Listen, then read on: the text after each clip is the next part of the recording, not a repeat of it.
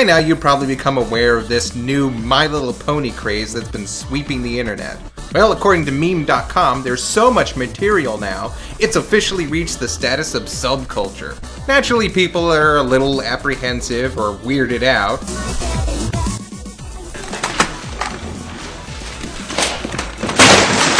My Little Pony has always been synonymous with little girls. That is until the runaway hit My Little Pony Friendship is Magic premiered. Then there was this huge spike in older fans, including males ranging from all walks of life. And yes, if it hasn't been too obvious, I'm a fan of the show for a number of reasons, and I do have an episode planned that features a very special character, but I'm not ready to do that yet. But in the meantime, I might as well address the many comments I've got to explain why I like the show so much. And since the season premiere is in a week, I decided to do a little retrospective on My Little Pony, mainly from the male perspective, in hopes to set a foundation for those future reviews and to see just how we all got here. It's 1981 and Hasbro debuts its My Little Pony toy line, created by designer Bonnie Zackerly. Little plastic horses with cute little butt tattoos and brushable hair that felt like steel wool when your lummox of an older cousin would hold you down and shove one right in your face were a huge commercial success. And like every toy line back then, it was eventually adapted to animation. Now, I was born in 1985, and from that point on, I was basically raised by television. My favorite movies were Bedknobs and Broomsticks, Winnie the Pooh, and Mary Poppins. But by the time I was 3, I discovered that there were more than just 3 black boxes in the world. They even had a whole section just for kids, so I didn't just have to randomly search for stuff on TV. Yeah, I knew how to use the remote when I was 3, but I didn't know how time worked. I thought it had something to do with magnets back then. The point is, I loved cartoons and watched as many as I could when I could. And sometimes that included the girl stuff when nothing else was available. Now to jumpstart your memory, My Little Pony was about these colorful little creatures living peacefully in a place called Dream Valley. They are joined by Megan, an analog human character that little girls were meant to identify with. Yeah, the ponies had shallow personalities, Megan was about as interesting as a bowl of watered-down oatmeal, and nothing was ever explained. Hop on! You do know how to ride, I hope. Of course I know how to ride. Great! Hey, where are we going? To help my friends. They need you. Me? What can I do? You're strong. No, I'm not. You can fight. No, I can't.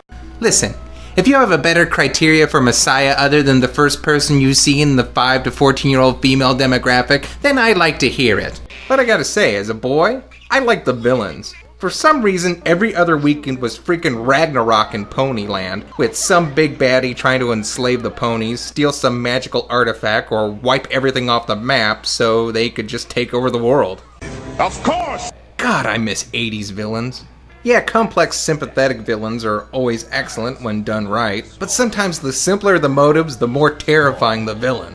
In the very first TV special, you had T-Rack, a giant half-minotaur, half-centaur that captured some ponies so he can turn them into dragons with a pulsating bag filled with a rainbow of darkness. You know, like the one you used to learn about in school. Seal Brown, Umber, Xanadu, Onyx, Navy Blue, Indigo, and Taupe. By the way, did you know that Spike was a bad guy at first? Or at least aligned with one? Listen, Scorpion. Can I go with you next time, huh? Can I? No, Spike! I can slither really fast, Scorpion. Really fast. Not now, Spike!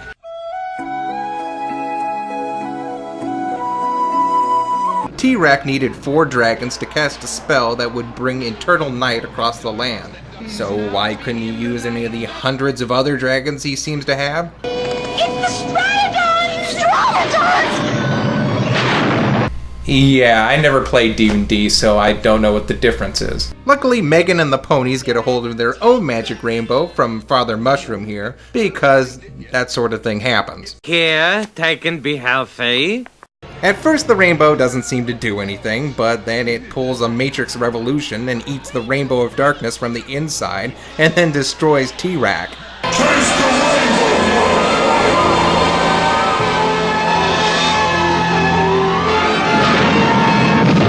That guy is deader than shit. You won't see that on Care Bears. Then in the second special, the ponies are getting ready to have some sort of costume ball or whatever, when a bunch of them are kidnapped by Katrina, an evil sorceress who uses slave labor to feed her addiction for this magical brew. I see ectogooler. Funny thing is, she apparently wasn't always evil. And by the end of the special, she destroys her brew-making device and reverts back to her old self. Look beautiful, Katrina. Do you really think so, Doc? Just like the good old days. You know, that sounds really interesting. You have this one character that's addicted to this, well, for lack of a better word, drug. We were at war at the time. Then you have this other character who obviously cares for her, but doesn't seem to know how to deal with the situation. My new slaves.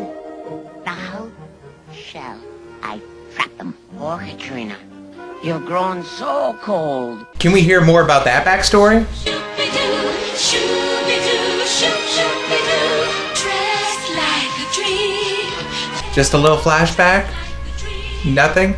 Take a look and you'll agree. They stepped right out of a fantasy. No one else would like to explore her descent into a mad obsession? The stars that shine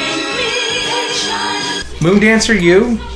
Oh, okay. I thought you had your hoof up. Alright. No. No. You also had the TV show, which still had villains, although they were of slightly less caliber, as was the animation.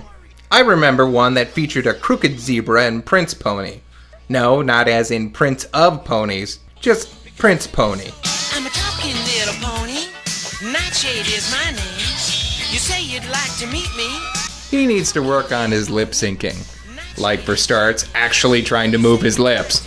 They were using his act as a front to steal shadows to feed a giant cloud monster. Aha! Hee hee! Do you see what I see? A bunch of lovely shadows for the satchel and me. Aha! Hoo-hoo! There's more than just a few. I see some pony shadows plus a pair of humans too. Well, that's just silly. In keeping with the sentient elementals theme, there was this one with a giant lava monster that surfs on a freaking river of magma to capture these magical wands that control the magical balance for all of Equestria. Damn. I mean Ponyville. I mean Ponyland. Damn it, I knew I was going to do that. He uses the magic to make himself an indestructible diamond creature that... oh. And guest starring Steve Buscemi. Define irony. But then he ends up being this second villain that the rainbow tears apart. Damn, these ponies are killers. Then there was some sort of goat wizard that had a donkey sidekick that sounded like Slimer.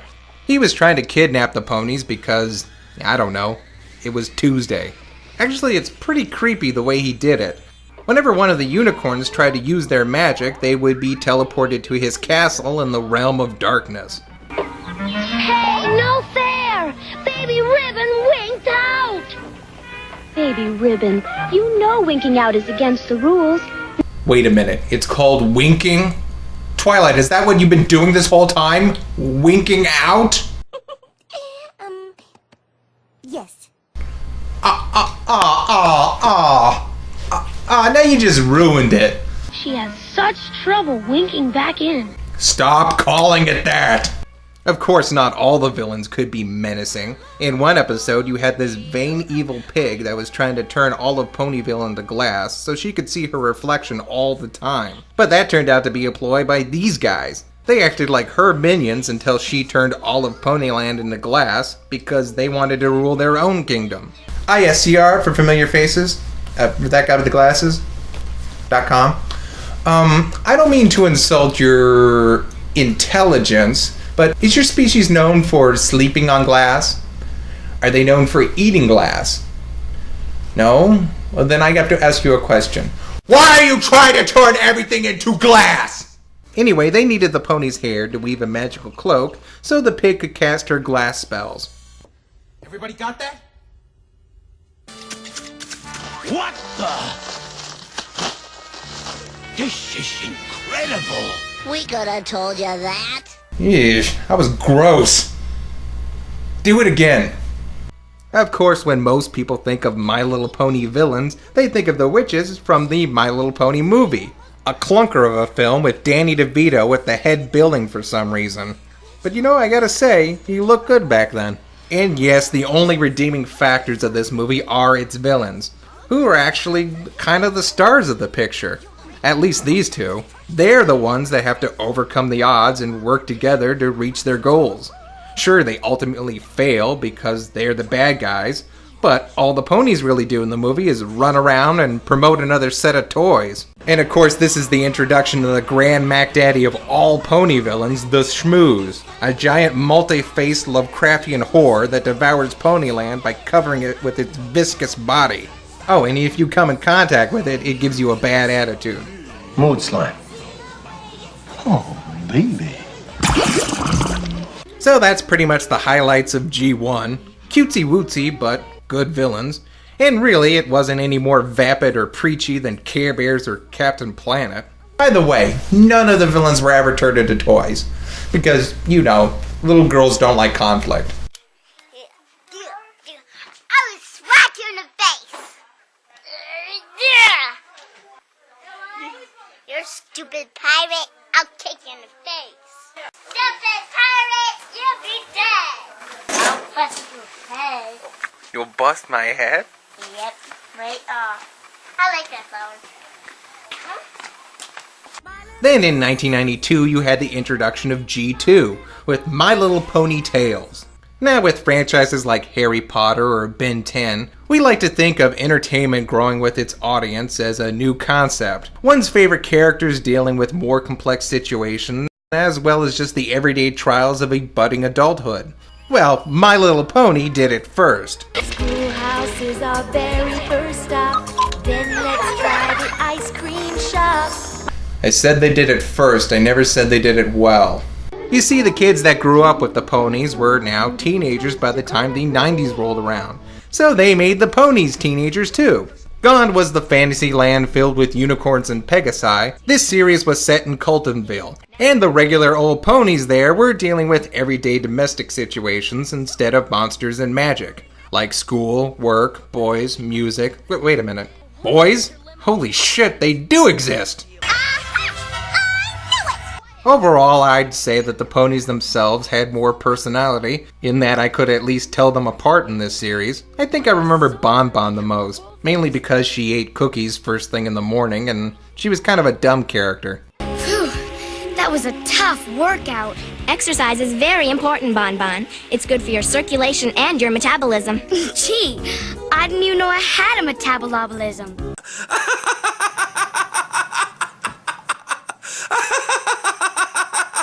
But you know, I never really watched it all that much. Like back when it was on Cartoon Network and nothing else was on. Don't say that, Bon Bon. You're beautiful. You can be a supermodel if you want. You just need to believe in yourself. Okay, I may have watched it out of curiosity, mainly because I was always dumbfounded that they lived in a modern town, but they had no hands. How did they build all this stuff with hooves? And why is the malt shop powered by a reactor?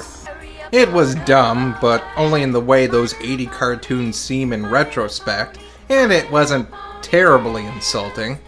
I think there were times when they were trying to show the difference between what people think girls like to do and what girls really like to do. But usually every other episode revolved around some pony girl fawning hopelessly over some pony guy.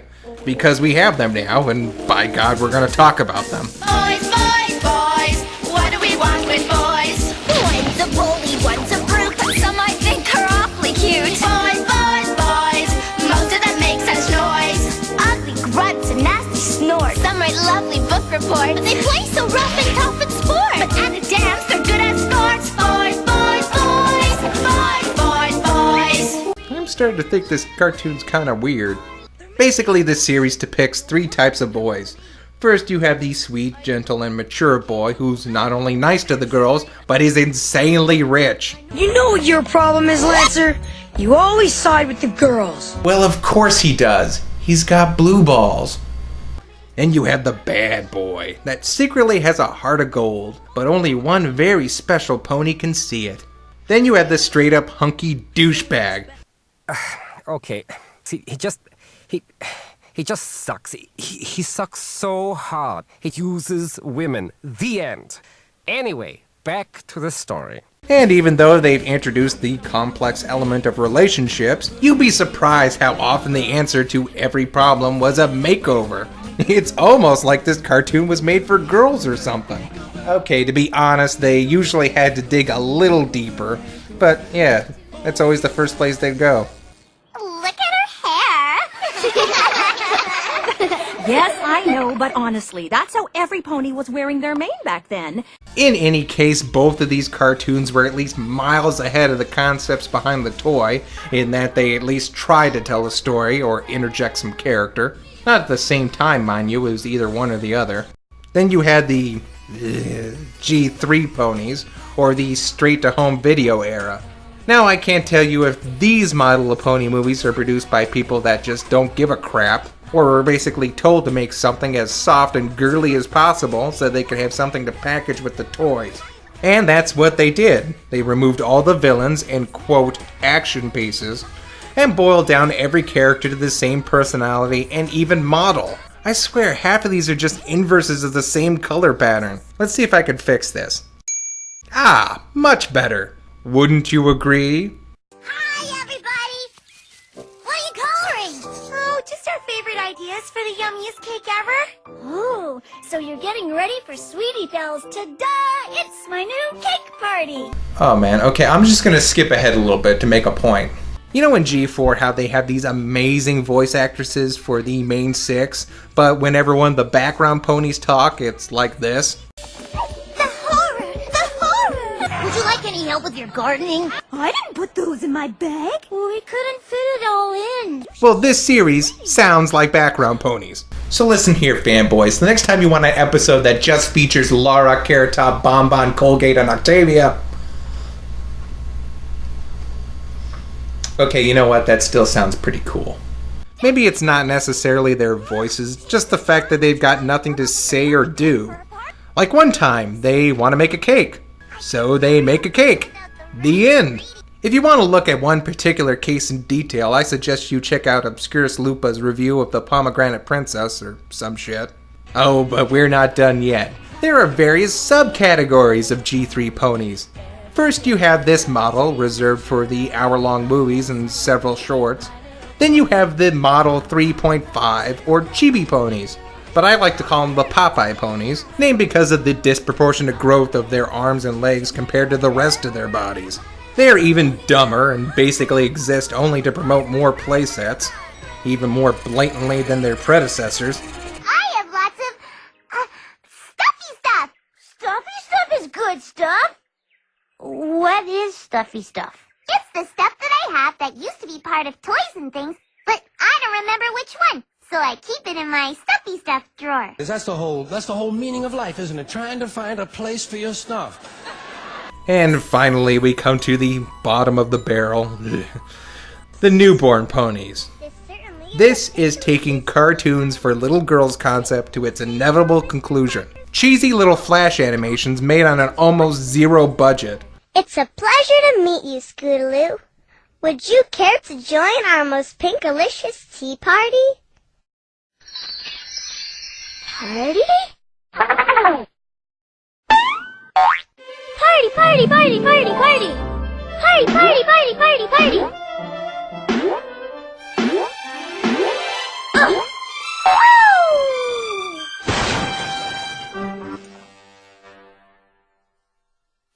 Party, party, party, party, party, party. Okay, I think that's, I think that's a good place to leave off. There's a lot of cover with G4, and I just can't.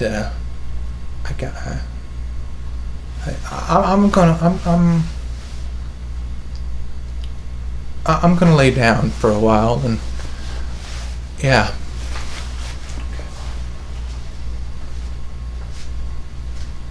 A 1, a 2, a 1, 2, 3.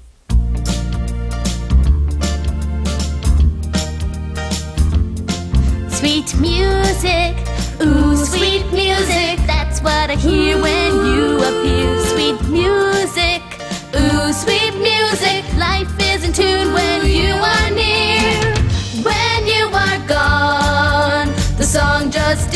there.